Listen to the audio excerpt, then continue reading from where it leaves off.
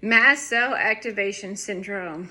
Oh my gosh, the last few years of my life, I know most of you can relate to the difficulties of having histamine issues, salicylate issues, oxalate issues, issues with almost every food.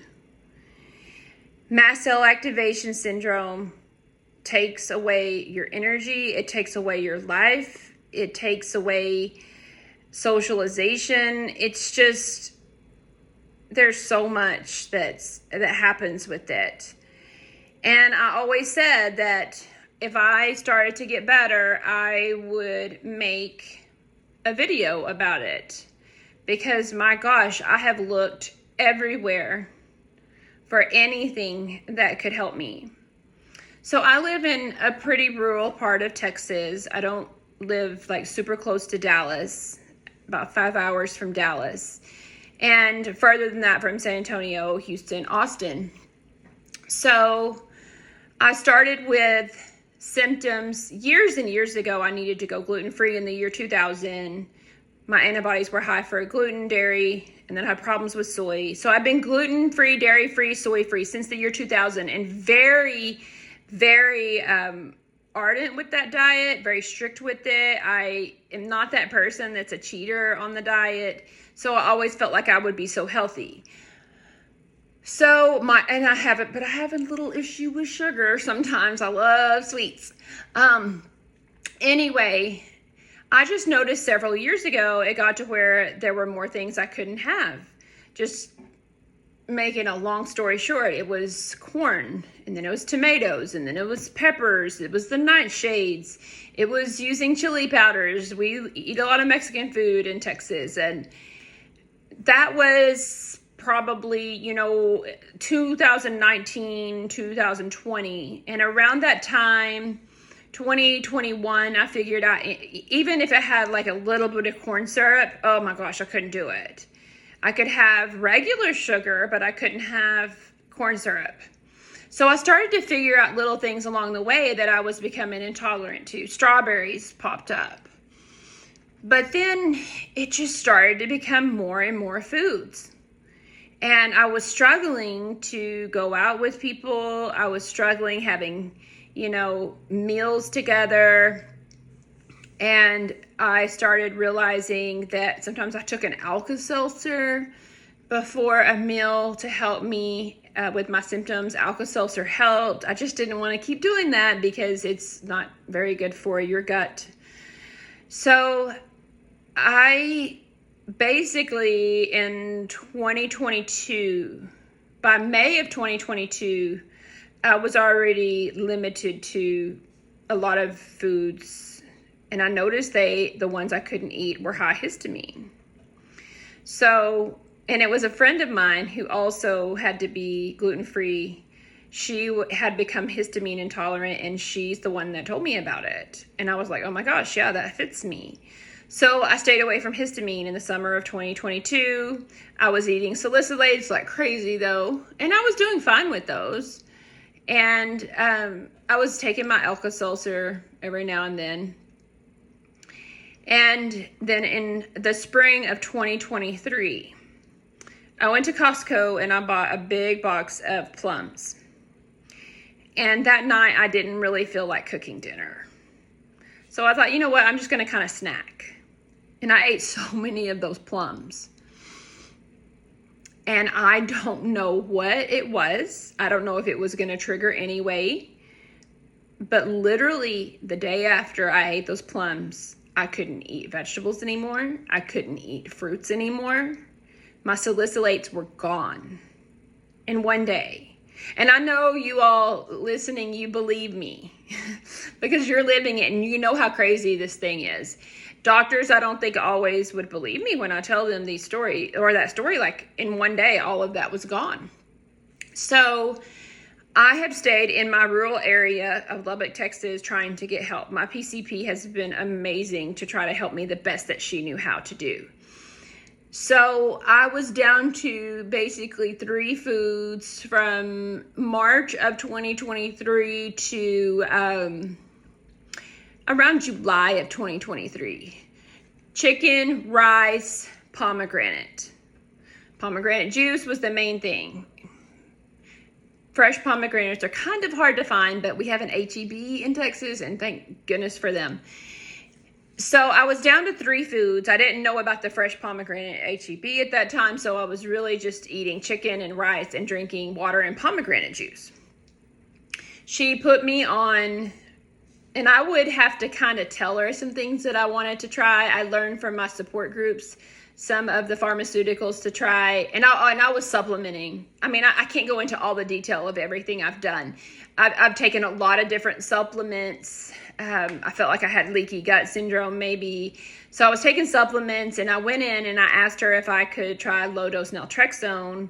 And I think we tried it maybe May or June, but it was a very, very low dose, like 1 milligram. And I told her later in July, I was like, that was the one thing that when I took that at night, it felt like it helped me a little bit. Because for me, my symptoms can be right after I eat, but sometimes my body holds it. Like holds the histamine, holds the salicylate, and then it does like a histamine dump during the night. And I'll just break out into this sweat. And I'll feel like I have fever inside my body. I don't get anaphylaxis and I don't get hives. I feel like I'm sick with the flu or COVID or, without the cough. So I noticed that 1 milligram of low-dose naltrexone kind of helped. So she increased it. We tried 2, it didn't do a lot. And then we went up to 4. And 4 was pretty helpful. And I started to be able to bring some foods back. It was amazing. The problem was over time, I was needing more and more of it. And we had worked up to my dose of 8 milligrams a day, which she feels, and I think might be the max dose for low-dose naltrexone.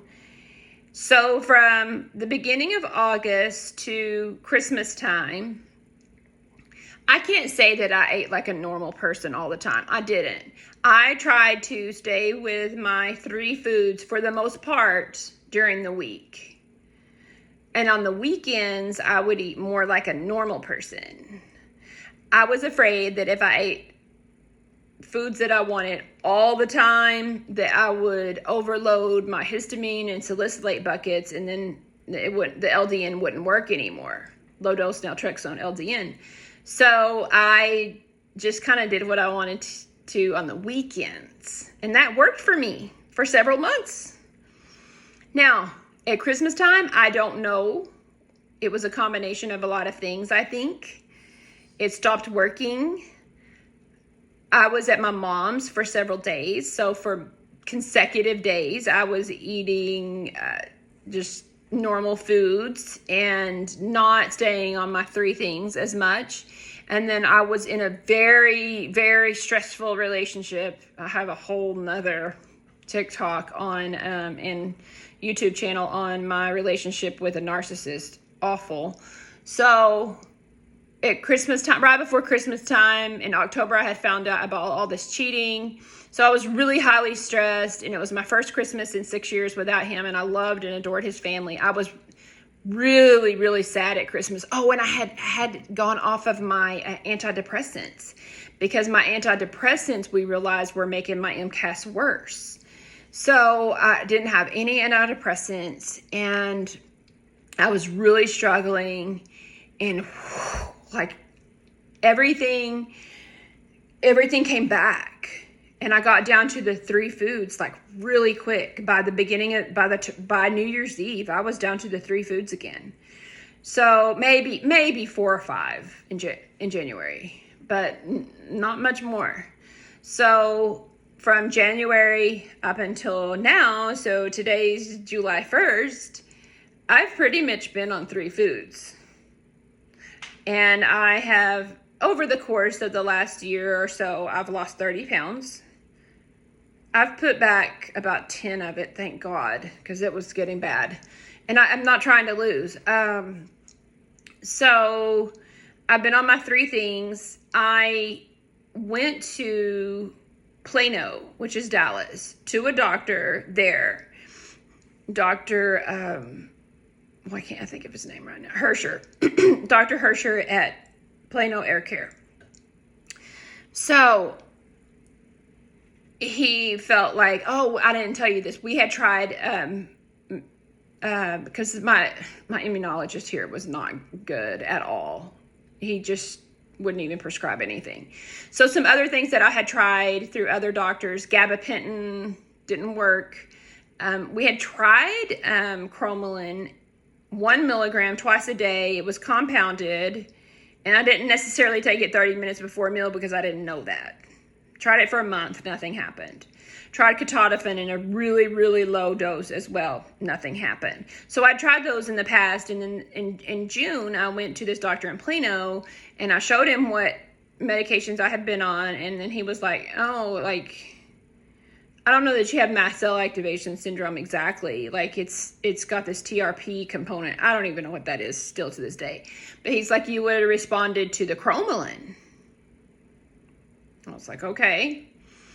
Well, we thought maybe I have an abundance of allergies, and that, you know, maybe it was all of my allergies to my pets and environmental allergies that were causing me to react this way, the mast cells to go crazy.